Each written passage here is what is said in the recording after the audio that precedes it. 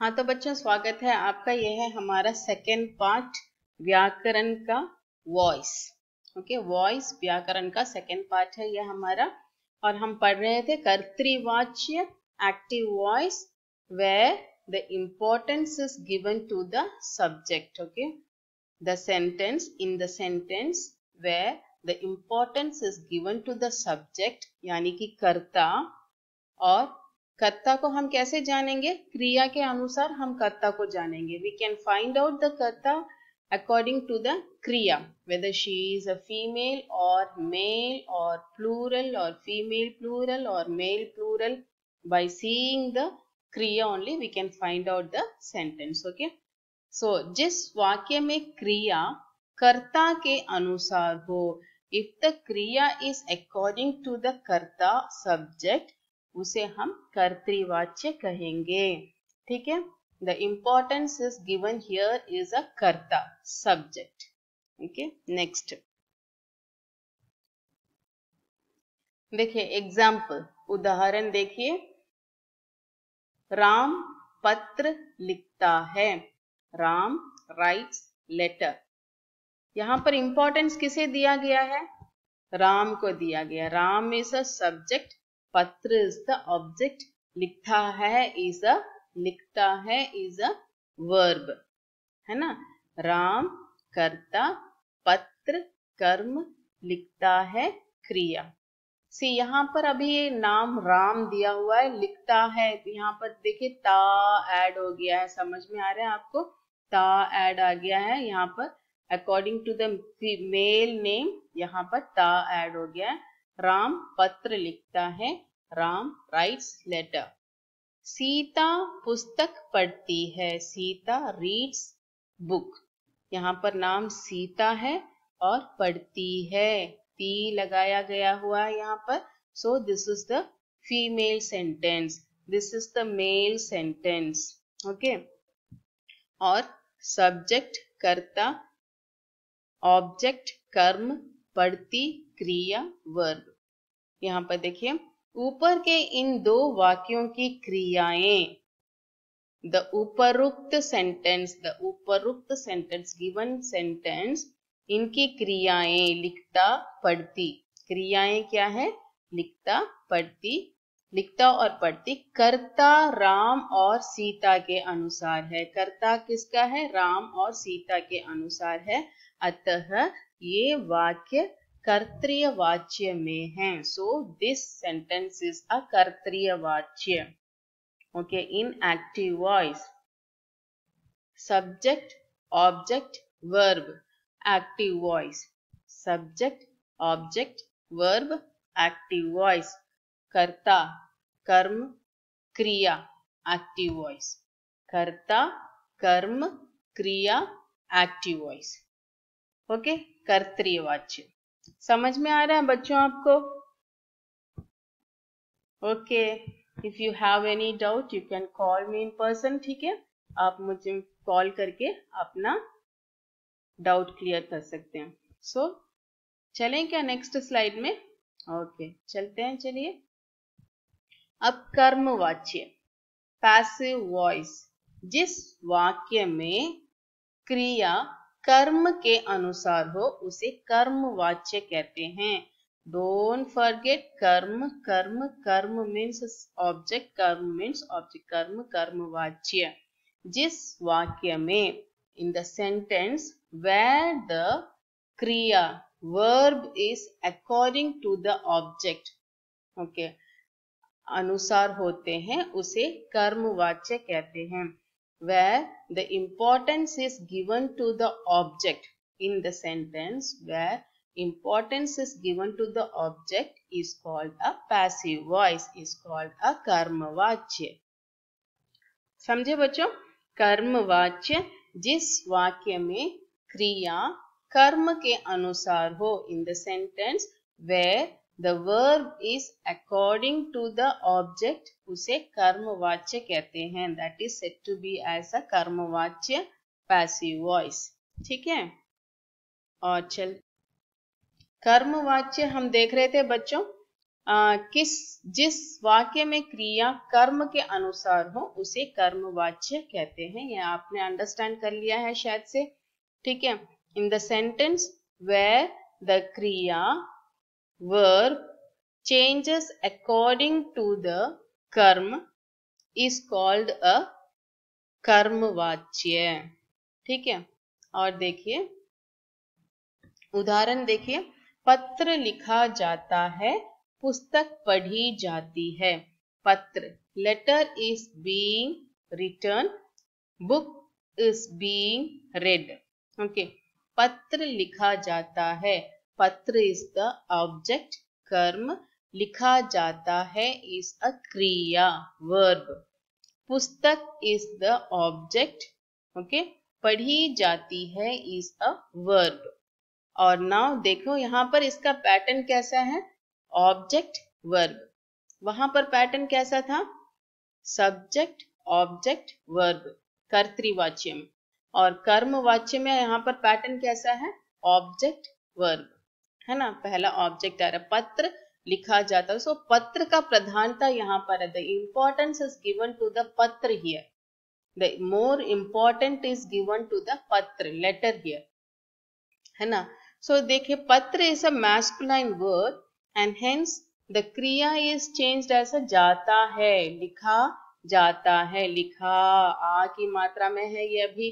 और पुस्तक is a feminine word, पुस्तक क्या है, ये स्त्रीलिंग शब्द है, इसीलिए यहाँ पर देखिए क्रिया में ई लगा हुआ है, स्त्रीलिंग ई, मैस्कुलाइन पुल्लिंग, स्त्रीलिंग ई, यहाँ पर देखिए ई की मात्रा है यहाँ पर।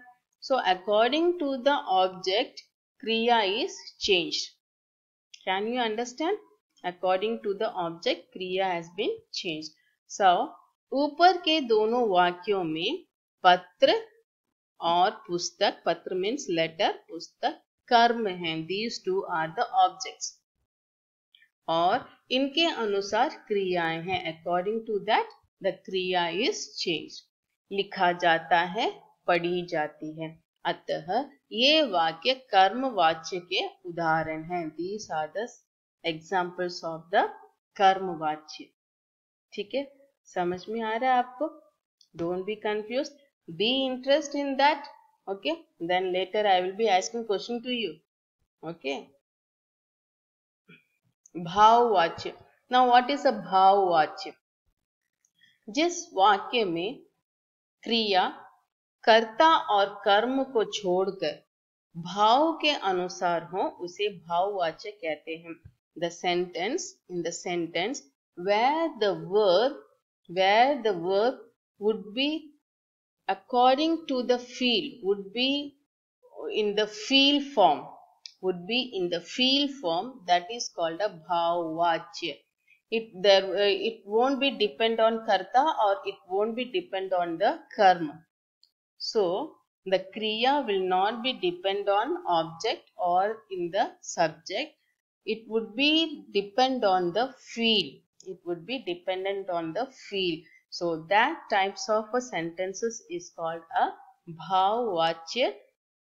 Okay, feel वाच्य, हमने एक नया नाम रखा है ना, feel वाच्य। ठीक है बच्चों, समझ में आ रहा है ना आपको? बहुत अच्छा। उदाहरण देखिए इसके लिए, उससे बैठा नहीं जाता, he was not able to sit. Not able to sit shows the feel of that person, isn't it? बैठा नहीं जाता है, बैठा नहीं जाता, उसका वो फील है, उसका वो भाव, oh my God, मुझसे बैठा नहीं जा रहा, I was not able to sit. So that is the feel, that is the feel, isn't it? So उससे बैठा नहीं जाता, he was, उससे means उससे he was not able to sit, that is the feel. So उससे देखिए बैठा नहीं जाता, now the feel has been, the kriya has been changed according to the feel, बैठा नहीं जाता, okay. राम से खाया नहीं जाता, Ram was not able to eat, Ram was not able to eat. So इसका राम का फील क्या अभी, he was not able to eat, मुझसे खाया नहीं जाता, मुझसे रोया नहीं जाता, मुझसे लिखा नहीं जाता, okay. I was not able to write, I was not able to sit. So that is a feel.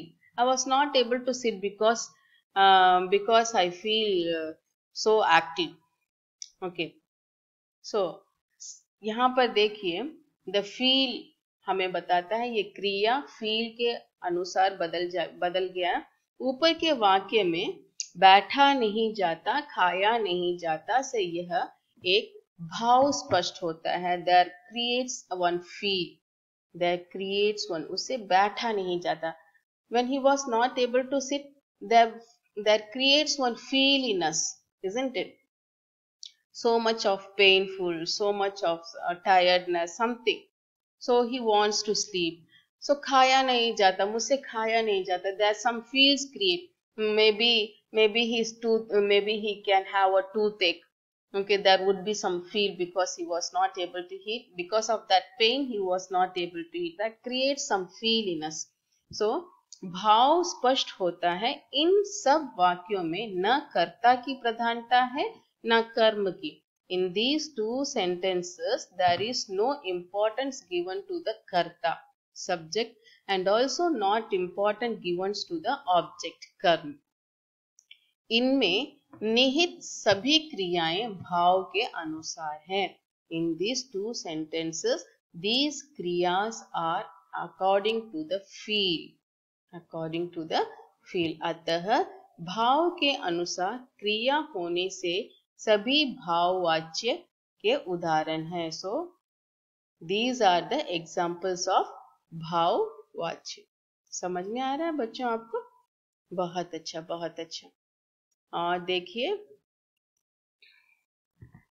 अभ्यास आगे हम दिए गए वाक्यों को निर्देशानुसार वाच्य बदलिए. This is given in your book page number 19. Page number 19. This is the book exercise. Listen to this. Mohan से खाया जा रहा है. इसे this you have to change into कर्तृय वाच्य. मोहन से खाया जा रहा है. Mohan, food is being eaten by the Mohan. This is given in passive voice. Food is being eaten by the Mohan. Now you have to change that in the Kartriya Vachya. Mohan खा रहा है. Mohan is eating. Okay. Mohan singular. That's why is. If there is a plural, we have to use are. A-R-E in the present tense. Mohan से खाया जा रहा है. Food is being eaten by the Mohan. Now Mohan खा रहा है. Change into कर्तृय वाच्य. मोहन खा रहा है. Now see, सोहन श्याम को बुला रहा है. Sohan is calling Shyam. सोहन श्याम को बुला रहा है. बुलाना means to call. Change into कर्म वाच्य. That you have to change into कर्म वाच्य. सोहन द्वारा श्याम को बुलाया जा रहा है. सोहन द्वारा means through Sohan, Shyam is being called. Through Sohan, Shyam is being called. See this sentence द्वारा के लिए से shows the कर्मवाच्य, not कर्तृवाच्य. कर्मवाच्य में बदलिए कर्मवाच्य. shows the कर्मवाच्य. द्वारा के लिए से shows the कर्मवाच्य. ठीक है. और रीता परीक्षा दे रही है. कर्मवाच्य में बदलिए. चेंज इनटू कर्मवाच्य. रीता परीक्षा दे रही है. Rita is writing exam. Now we have to change into passive voice. Rita द्वारा परीक्षा दिया जा रहा है. Through Rita, exam is being given. Through Rita, exam is being given. In English we can say that. एक minute. Exam is being written by Rita. In English through we can say that exam is being written by Rita. छात्रों से match खेला जा रहा है. Children are playing. Match is being played by the children. Now change into active voice. छात्र match खेल रहे हैं. Children are playing match. वह नहीं हंसेगा. He will not laugh. उससे हंसा नहीं जाएगा. So he will not laugh, he will not be laughed.